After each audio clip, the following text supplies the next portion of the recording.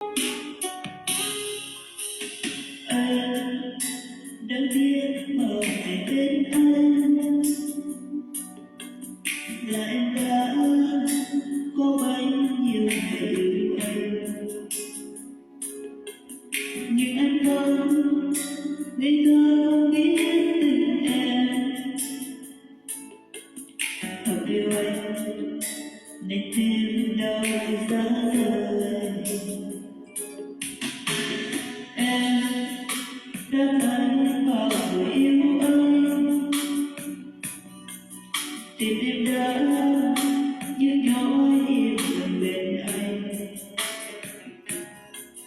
Nhìn em yêu tình nơi đây rất xa xôi, vì tim anh đã trốn cho ai rồi. Tình yêu rất ghét trong em đã bao ngày thầm lặng, nhìn anh không nói nên không nói khi đây.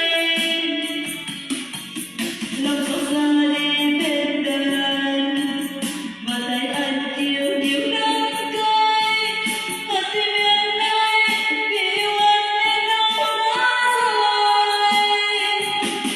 Vì anh đã trốn đi lối anh mãi vô tình không nhận ra, tình yêu em đã cho em bấy lâu nay. Một trái tim bên lệ rơi đau, vì biết anh chẳng thể biết đâu tình yêu em đã cho em rồi.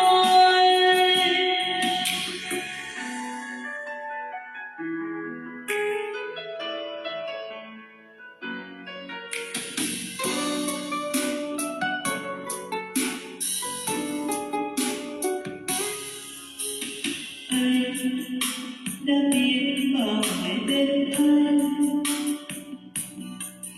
là em đã có bấy nhiêu ngày yêu anh, nhưng anh vẫn ngây thơ không biết tình em.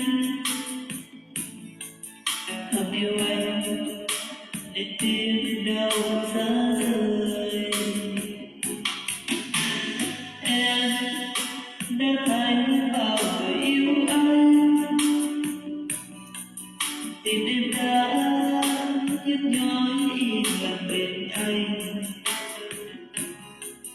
Nhìn anh yêu tình nơi đây rất xa xôi, vì tim anh đã trốn cho ai rồi. Tình yêu rất ghét cho em đã bao ngày thầm lặng, nhìn anh không nói nên không nói khi đây. Lòng xót xa đi bên đời anh, và tay anh chiều điều đắng cay, và tim em đây vì yêu anh nên đau giá